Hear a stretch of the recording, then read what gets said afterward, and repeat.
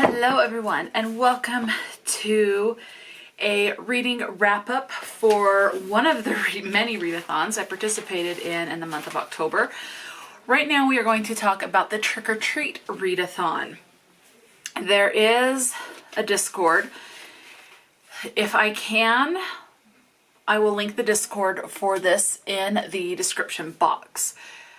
At the very least, I will link the Instagram in the description box, because sometimes with Discord you have to have administrator clearance for certain channels, and if I don't have that clearance, then I can't link the invite for you to join that. So it just kind of depends. There are some channels where anyone can invite anyone, and so I just don't remember. I'm a part of several Discord groups.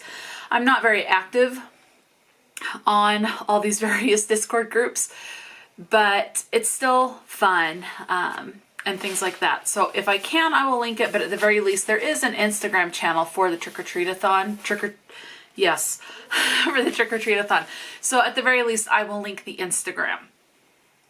Okay, so you're sorted into groups. I was sorted into Team Monster. And then you build your own TBR, basically, or your own prompt board. So it's in the form of a bingo. This year we had the option of two different bingo boards. We can do a small bingo board, which is a 3x3 bingo board, or we could do the standard size bingo board, which is a 5x5. Yes, a 5x5. Both of them have the free space. So, and then you have to build your bingo board. You have a total of 40 prompts that you can do. So I decided to, because my priority was for the readathon of Spookopoly, which was by Becca. That one was my priority readathon TBR. So I didn't want to commit to the bigger one, and I decided to go with this, to commit to the smaller one, and which is a good thing I did, because I almost finished the bingo board. I missed one prompt. So I'm not going to go over all of the prompts, because that's 40 prompts, and I did not even consider a lot of them. So I went with prompt numbers 33 to 40, and each of these prompts were 20 points each. You got, now for the free space it was 10 points. So each prompt was 20 points each. And then for the small bingo board, if I got all four corners, it's an additional 20 points, which I did not. For 3 in a row, it's an additional 15 points. And I got that 5 times, I think it looks like. Anyway, the Trick-or-Treatathon keeps track of when you submit the books and saying that you got a bingo, they'll keep track of the points. But I did get 3 in a row, 5 times. Coverall, you get an additional 45 points, and again, I missed one, so one book shy of getting that coverall. Okay. So that's what it looks like. As you can see, I missed one square. All right, now let's go ahead and get into the prompts that I selected for my small bingo board, and if I was able to complete those, what books I picked, and if I was able to read those or what I switched it to, because there are quite a few that I ended up switching to a different book. Okay, so I went with the prompt Party Music. This is to read a book with a musician main character or music-based magic. So I selected to go with The Girl with Stars in Her Eyes by, last name Axelrod. I can't remember how to pronounce the first name. It's X-I-O. I can't remember how to pronounce it. So Axelrod. Now, unfortunately, I did not get to this book. I ended up going with an ebook. The ebook that I went with was a novella or a short story, and it is The Pop Star and the Devil by Rektok Ross. I'm sure I said that wrong. So I ended up giving this one 2 stars. This one I feel like would have done much better in a longer novella, because this one was maybe around 50 pages, if a little less. I think it would have been better had it been 100 pages or more. So double the length at the very least, if not a standard novel format. There's a lot of potential for it. The writing was fine. I have no complaints over the writing. This one we're following, I don't even remember the character's name, but basically when she's 13 on her birthday, you know, kids, it's like, oh, I don't have any friends and things like that, which in her case I can kind of see the way it was kind of set up. And she has this one friend who lives next door, like the boy next door type of a thing. But anyway, on the evening of her birthday, this man shows up in her room who happens to be like a demon or a devil, and he makes a deal with her. She wants to be famous. She evidently has this really good voice, and so she wants to have the fame. So she makes the deal with the devil to have a famous life, and that does come true. She has a lot of good luck with her talent, getting jobs or contracts and signings and tours and all of that. But she doesn't know what she gave up. She didn't even ask what she would have to give up to make this deal with the devil. And so she just is like, I don't care what I have to give up, what the cost is for this. This is what I want. And so her wish is granted, and he shows up later to confirm what it was that she had to give up. So a lot of her songs gave me Taylor Swift vibes, because a lot of the songs in the book were about failed relationships and longing for a certain relationship type of a thing. So that's kind of it. That's really all I can say for that. So again, it was fine. I gave it 2 stars. Moving on, I decided to go, okay, with the prompt, you're a monster. This is to read a book from a villain's POV, or point of view. I wanted to go with Hooked by Emily McIntire. It just did not work out. I am currently reading this one for a completely separate readathon, but it did not work for this particular prompt. So I ended up switching Hooked out for a different ebook. I got quite a few ebooks read this month. I went with Elixr Plague Vector. This is a zombie novella. This is going to be, I think there is 6 parts. This one, you have this guy who funds this like magic drug to be made that will cure people from common cold, cancer, all of that. The villain POV comes in because this is told from like 3 or 4 different POVs. One of them is told from a terrorist's point of view and how he wants to kill all Americans, how he wants to kill all Jews specifically. So there is quite a bit of anti-Semitism and anti-American stuff in this. And that's how I counted that, because it's a lot of anti-Semitism, anti-American rhetoric, and that POV pops up a good amount. It's one of the main POVs from the terrorist. And that was actually kind of rather uncomfortable to read, but there is a point to it. And so it does help move the story along and helps things develop in the plot. So I actually ended up giving that one 4 stars. And so I did go ahead and purchase part number 2. And so at some point I will be getting to that one. Okay, the next prompt that I picked was festival food. This is to read a book that has food on the cover. For this one, I went with the library book.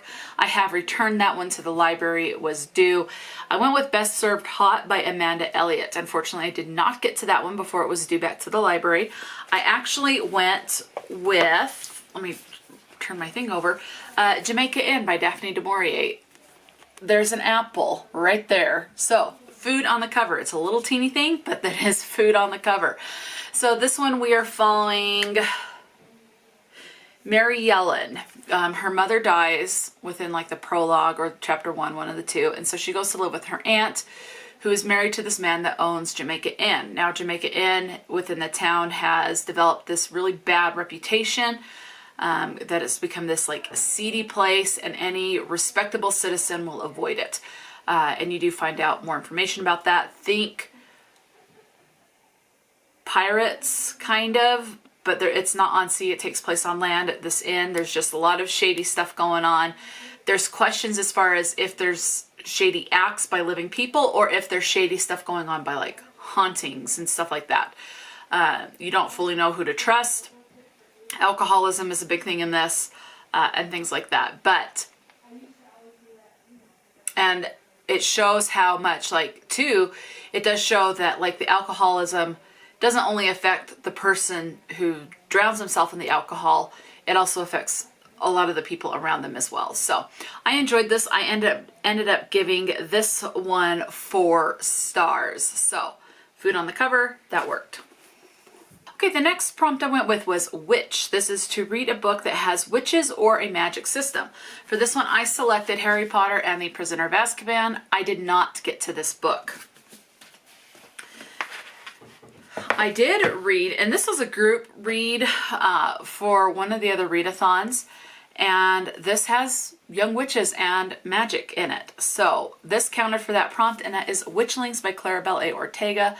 I loved this book. We're following Thorn, Seven, and let's see, Seven.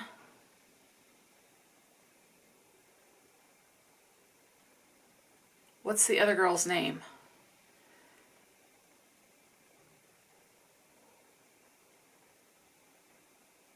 I don't remember. Hex or something like that? I don't know. But basically, Seven is the main primary POV, or is the only POV, but she's the main anyway, she's the main character we're following. She wants to get sorted into House Hyacinth, but her and the other 2 girls end up being spares. They try to close their coven. It doesn't work, so she invokes being able to do the impossible task, and you're following as they go on this adventure, learn more about their magic, what kind of magic they need to complete this impossible task. If they don't complete it, they're going to lose their magic, but at the same time, because they couldn't close their coven circle, they were going to lose their magic anyway, so they might as well have a shot to try to keep their magic and things like that. So there are monsters. One thing I loved about this book is there were Spanish words in this. Again, this is by Claribel A. Ortega. Absolutely loved the writing. Gave this one 5 stars. I will buy anything by Claribel Ortega now. I did get the second book in this series. As of right now, it's a duology. I don't know if it's going to be any longer than that, but I look forward to getting to the second book. There were Spanish words in here, which I absolutely loved. I do wish that there was a Spanish glossary. I did take Spanish 2 years in junior high, so I was able to recognize some of them with my very limited knowledge of some Spanish words that I remember from clear back then, like this is in the late 90s. So I could pick up on some of those with how to pronounce them and what they would have mean with the context in the book. But I do wish that a glossary was in this. Claribel has another book that was out that I read, Ghost Squad, and there was a Spanish glossary in that one for the Spanish words, but this one did not have one, and I wish this one would have had it. But 5 stars, absolutely loved it. The next prompt is Things to Hide. Author uses a pen name. So I was going to go with Into the Drowning Deep by Mira Grant. As you can tell, I did not get to this one. Mira Grant is a pen name for Shannon McGuire, but I ended up going with a different book. I ended up going with, and this was like for one of the first roll or one of the... I found this on the web. The first roll or one of the first rolls for the Spookopoly-thon, and so I found out that this author does have a pen name. I don't remember what the pen name is. Monica Murphy is not the pen name, but there is a pen name. Actually, the pen name is in here. It says what it is. Pen name for Monica Murphy is Karen Erickson. So this author does use a pen name. This is an adult romance. Granted, the main characters in this are 17, but the content is very much adult. So you very much need to be 18 or older because it does get sexually explicit. We are following, what is her name? Wit is the male perspective. What is hers? Summer. Summer goes to this private school. Whit's family owns it, so she's kind of ostracized. She ended up meeting Whit when she was like 14. They shared this heavy kiss, and she was able to feel like his erection against her stomach. So she knew he was turned on and all of that. And so this is now years later. She has secrets. She is going to basically get jumped by a couple of guys. He is there, prevents it, beats these other guys up, gets them to scram, leave her alone, but he does end up, Whit ends up getting hurt. So she takes Whit to her dorm so that he can kind of recover from this fight that he had to protect her. And he finds her journal and ends up stealing her journal when he leaves the next day. She figures it out like within the next day when she wants to write about what has happened, and finds out that it's missing and realizes that he took it. Well, then he starts to use it for blackmail to get her to come to him whenever he's ready so that they can have sex. And it does get very explicit. And it just follows their life of how they both recognize that the relationship that they have, they both hate each other, but at the same time the sex is so good they can't stay away from each other. So they both recognize that the relationship that they have is toxic and is not healthy, but yet they are unwilling to give up the sexual relations that they have because it's just so good, evidently. So, but yeah, I ended up giving this one 3 stars and actually rather enjoyed it, and I look forward to continuing this series. And this is book number 1 in the Lancaster Prep series, and I think there's 5 books. Okay, the next prompt is face paint. This is to read a book with a common color in the title. This one I selected Best Boy. There is no common color in this, so I ended up not reading this one. I just ran out of time to get to this one anyway. This was a selection for the October Autism Reads. The Discord to that is always in the description box. I just ran out of time and was not able to get to this one. But I screwed up on this one. I was thinking common color on the cover, not in the title. So I messed up. That was my own error. But I did fulfill the prompt. I did an ebook, and the one I went with is Nothing But Blackened Teeth by Cassandra Kaw. Gave this one 4 stars. Thoroughly enjoyed this one. This is set in Japan. It's like a haunted house setting. Someone wants to get married in this haunted house with her fiance. And so there's a group of like 5 people, and the hauntings start, and it does get creepy. There is quite a bit of body horror, so do be aware. It does get graphic. And I did find it nice and creepy. Wasn't overall creepy, but definitely one I could not have read in the middle of the night. I definitely had to have the lights on and read it during the day, because at night it would have just elevated the creepiness and I would have had a harder time with it. But it was good. I really enjoyed that one. And the story of that one is that there's this gal that's buried under this haunted house, and she's waiting for the love of her life to show back up. Okay, moving on, I selected At Death's Door. This is to read a book with the word death in the title. For this one, I selected Death in Dark Blue by Julia Buckley. This is a cozy mystery. And this is book number 2 in the A Writer's Apprentice mystery series. I did not get to this one. And unfortunately, I ran out of time, and this is the prompt I was not able to fulfill. So this one is the unfulfilled prompt. All right, moving on. 2 more. I have the prompt Kidnapped, and this is to read a book that takes place outside of the country you live or has a kidnapping. For this one, I went with outside of the country that I live. The author is from New Zealand, and the reason why I say it doesn't specifically say what country this book takes place in, but I'm assuming it is outside of the United States because this deals with a royal family. So I'm thinking maybe this is New Zealand, or maybe this is in the UK from where it is set. I'm not sure, but it is a contemporary, so it's definitely not like a United States thing. So I went with Battle Royale by Lucy Parker. Oh, I've got to return this one to the library. I think I still have a week to get this one. I better do the review soon. Anyway, I went with Battle Royale by Lucy Parker. This was fun. I ended up giving this one 4 stars. Basically what happens is the main female character, Sylvie, enters a baking competition. Think kind of similar to Great British Bake Off. But the judge, who's this guy here, his name is Dominic, gives more Gordon Ramsay type vibes as far as his attitude with the competition and stuff and being the harsher judge, or think Simon Cowell type, kind of a cross between the two. So she ends up getting eliminated from it, but then a couple of years later, they end up being judges for the baking show together. There are sparks between the two. They both own their own individual baking companies. He's more classic with the designs and the colors. She's more fantastical with the colors, like neons, glitter, unicorns, where he's like no unicorns or anything with his designs.